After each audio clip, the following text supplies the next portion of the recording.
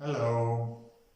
Today I want to discuss if your parents maybe have had an influence on your character, and in that case, if it is possible to change that again.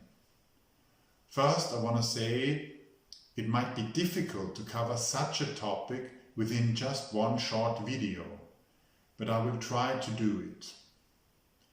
When you think about your character, usually you can identify positive aspects, and usually you will attribute them to yourself. You will say, I do this well because this is my true self, this is my soul. And when you identify negative aspects in your character, you will usually attribute them to somebody else. You will blame somebody else. Let's say you say, well, I'm not good at that because maybe my parents didn't treat me so well. And this behavior is perfectly human. So we attribute good capabilities we have on ourselves. It's our own responsibility if we do something well. But if we do something not well, if we make mistakes, we are very likely to blame others. And this is perfectly human. Nothing is wrong with you if you do that. And can it really be true that you're not responsible, that your parents have an influence in your character? Basically, yes, because you were just a child when your parents were in charge of you. And they were adults, they could control everything, they could decide what you will do, what you will learn, how they treated you. So yes, they had a big effect on your character, on the development of your character. However, it has to be said that also your parents once were children. And back then, their parents also were in a dominant position. So their parents also had an influence on their character. So when your parents did something wrong, you cannot be sure if it was really them or maybe their parents who influenced their character in a negative way. And that's why they treated you maybe not in the best way possible. However, it might also not be correct to blame your grandparents, because also your grandparents once were little children and their parents had a big influence on them. So when you look at that, you cannot clearly say who is to blame. In my opinion, the culture, the family culture, just travels from generation to generation, and every generation adopts it more or less. Of course, it gets changed also, but it's not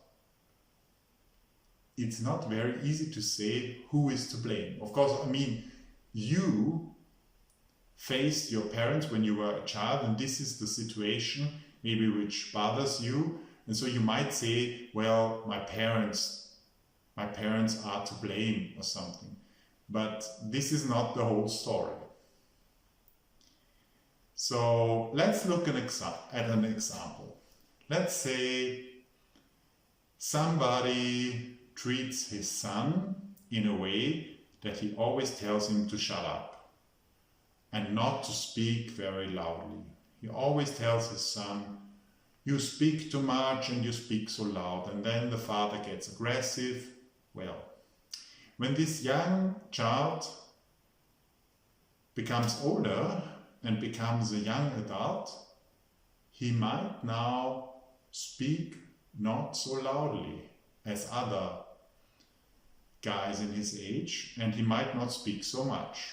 But probably he doesn't know about that, because usually we always think that we are perfect and that what we do is a good way to do things. We easily see mistakes in other people's behavior, but in ourselves, usually we don't see things which might not be perfect. We usually assume that we do everything well. So this young man might say, well, I'm perfectly normal, everything is fine.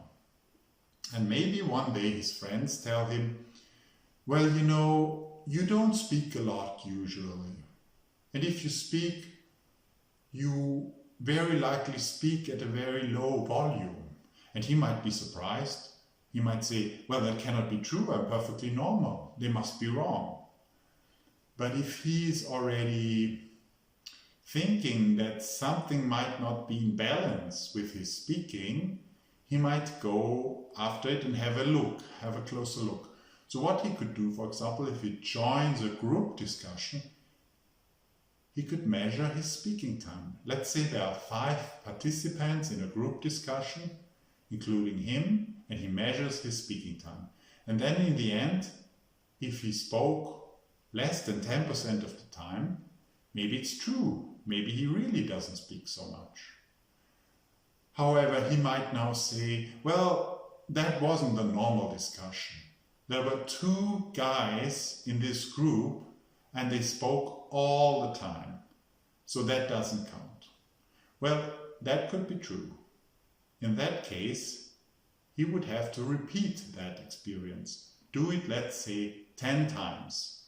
And if every time he speaks less than 10%, and there are always 5 participants in this group, it is very evident that he really doesn't speak so much, and that he shouldn't blame others, that others are too loud and that others speak too much.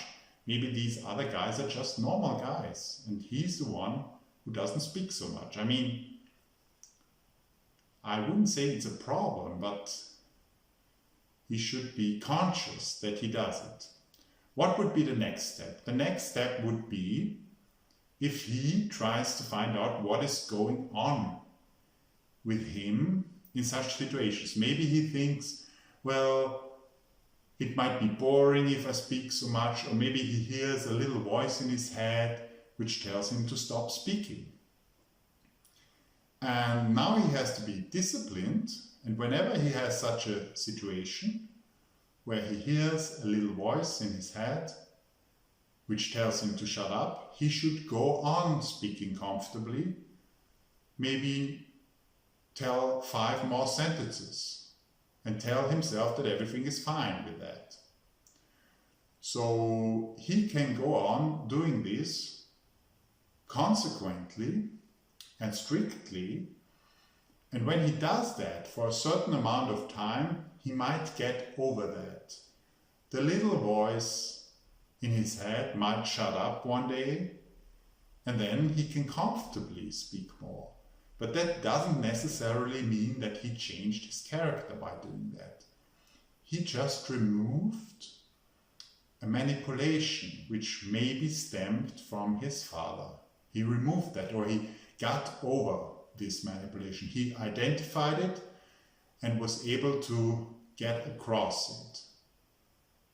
And once the little voice is gone, he does not have to force himself to speak more. Now he can find out what his character really wants to do. If he really wants to speak more or not, or maybe with some discussions he wants to speak more, and with some other discussions he doesn't want to speak so much. So he liberated his character or his soul or his personality, and he removed a frontier, he removed a limit. And that's all he can do. Identify what limits he has subconsciously, and then remove them one after another. And once that is done, his true self, his true character can develop. Well, that's what I have to say about this topic. I hope you liked it, and I thank you very much for watching.